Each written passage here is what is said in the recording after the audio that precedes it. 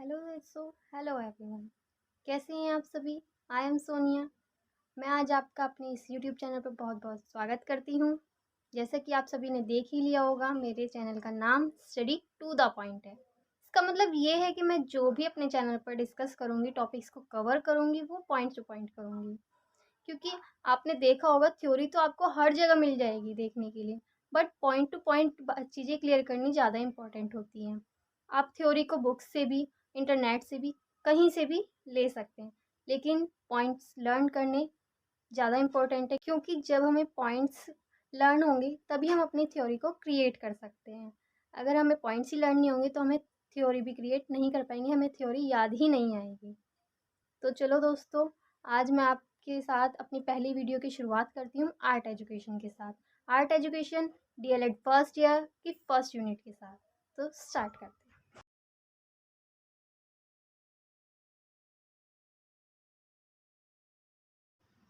तो दोस्तों, स्टार्ट करते हैं हम आर्ट से, यानी कि कला से। तो बेसिकली कला क्या है? कला किसी भी कार्य को पूर्ण कुशलता के साथ करना या पूर्ण निपुणता के साथ करना ही कला कहलाता है। यदि कोई भी व्यक्ति है, वो अपने किसी भी कार्य में, किसी भी एक कार्य में अपना बेस्ट दे रहा है, वो एकदम परफेक्ट है, तो वह उसकी वो कला है। ठीक है। कला बहुत सी तरह की होती है। कोई डांस में अच्छा है, कोई सिंगिंग में अच्छा है, कोई चित्र बनाने में अच्छा है। तो बहुत सी कलाओं के बारे में ऐसा हमने देखा जाता है। हर जगह पर हम बहुत अच्छे अच्छे कलाकारों को देखते हैं। वो बहुत अच्छे अच्छे नृत्य करते हैं। जो नाट्य होते हैं वो नाटक करते हैं। ऐसी बहुत सी कलाएं हमें देखने के लिए मिलती हैं। अब हम बात करें कला के वर्गीकरण की, तो कला का वर्गीकरण हमारी क्वालिटीज़ के अकॉर्डिंग, हमारे इंटरेस्ट के अकॉर्डिंग, हमारी अंडरस्टैंडिंग के अकॉर्डिंग, हमारी एबिलिटी के अकॉर्डिंग, इन सब के अकॉर्डिंग हमारी जो कला है वो निर्धारित की जाती है। कला शब्द संस्कृत भाषा का शब्द है, जिसका अर्थ है सुंदर, मधुर, कोमल या सुख लाने वाला। ये सब कला के अर्थ हैं। और अगर हम बात करें आर्ट की, तो आर्ट शब्द प्राचीन लैटिन के आर्ट्स से आया है, जिसका अर्थ है साधारण शिल्प। साधारण शिल्प जैसे कि स्वर्णकारी हो गया, सर्जरी हो गया। आज के समय में, यानी कि मॉडर्न पीरियड में, उसी कला को सबसे ज़्यादा महत्व दिया जाता है जो नया रूप प्रदर्शित करती है। तो अब हम बात करते हैं कला के वर्गीकरण की। कला का क्षेत्र बहुत व्यापक है, इसीलिए कला को दो भागों में वर्गीकृत किया गया है, एक ललित कला और एक उपयोगी कला। तो सबसे पहले हम बात करते हैं उपयोगी कला की। उपयोगी कला वो कला है जो हमारी आवश्यकताओं की पूर्ति करती है, जो हमारे जीवन जीने में सहायक होती है, हमें सपोर्ट करती है। जैसे कि किसी किसी को सिलाई आती है तो वो उससे अर्निंग करता है, जो सुनार होता है वो आभूषण बनाकर अपनी अर्निंग करता है। ऐसी बहुत सी कलाएं हैं जिससे हमारा व्यवसाय भी चलता है, वो हमारी कला भी होती है। अब हम बात करते हैं ललित कला की। ललित कला वो कला होती है जो हमारी एक मौलिक रचना होती है, जो तो ना कभी ऐसी की गई है और ना ही कभी ऐसी होगी। ऐसी कला होती हैं, जैसे कि चित्रकला हो गया, मूर्ति कला हो गई। और भी ललित कलाओं के एग्जाम्पल हैं, जैसे कि नृत्य, संगीत, नाटक, ये सभी ललित कलाओं में आते हैं। तो हमारा नेक्स्ट टॉपिक है कला के भाग। कला के मुख्य दो भाग हैं, दृश्य कला और श्रव्य कला। दृश्य कला के अंतर्गत चित्रकला, मूर्ति कला, विज्ञापन कला, व्यवहारिक कला और छाप कला आते हैं। श्रव्य कला के अंतर्गत नृत्य, नाट्य यानी कि ड्रामा, नाटक और नृत्य आते हैं। नृत्य के अंतर्गत शास्त्रीय नृत्य, लोक नृत्य, जनजाति नृत्य आते हैं। और नाट्य के अंतर्गत एकल नाट्य, मूक नाट्य, ये सब आते हैं। अब हम बात करते हैं नृत्य की। नृत्य के भी दो भाग हैं, गायन और वादन। गायन में शास्त्रीय, लोक और जनजाति आते हैं। वादन में अनाहत नाद और तंत्रीय वाद्य। अनाहत नाद में तबला, ढोलक, प्रभावज आते हैं। और तंत्रीय वाद्य के अंतर्गत सितार, गिटार, वायलिन, वीणा, ये सभी आते हैं। तो अब हम बात करते हैं कला शिक्षण के उद्देश्य के बारे में। कला शिक्षण के क्या क्या उद्देश्य हैं?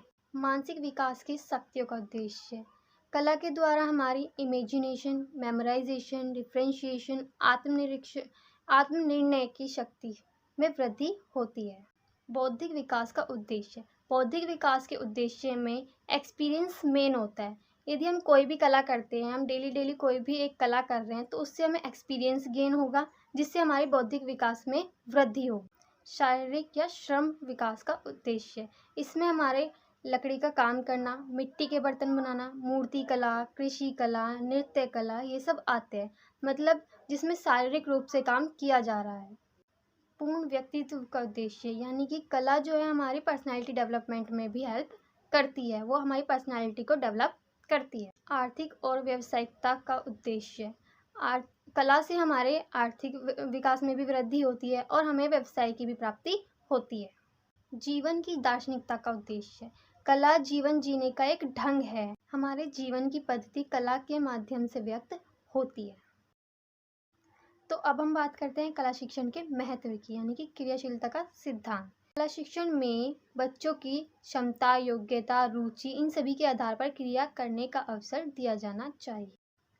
समन्वय का सिद्धांत, कला चाहे कोई भी हो, हमें को रिलेट करके ही पढ़ानी चाहिए, जिससे कि बच्चों को नया ज्ञान की भी प्राप्ति हो।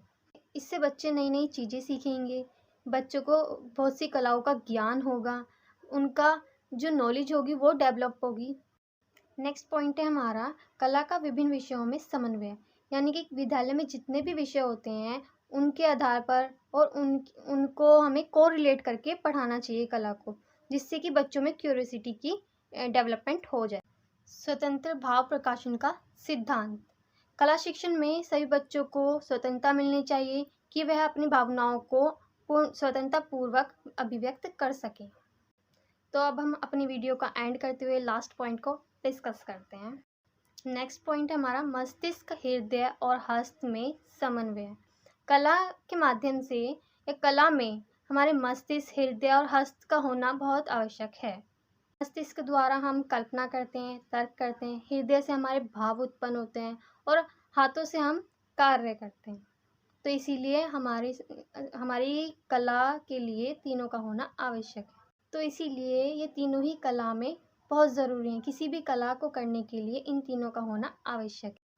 तो हमारा एक टॉपिक रह गया है सौंदर्य शास्त्र, जो कि बहुत इम्पोर्टेंट है और ये मैं कराऊंगी नेक्स्ट वीडियो में। तो बने रहिए, सब्सक्राइब करते रहिए, लाइक कमेंट करते रहिए। Thank you.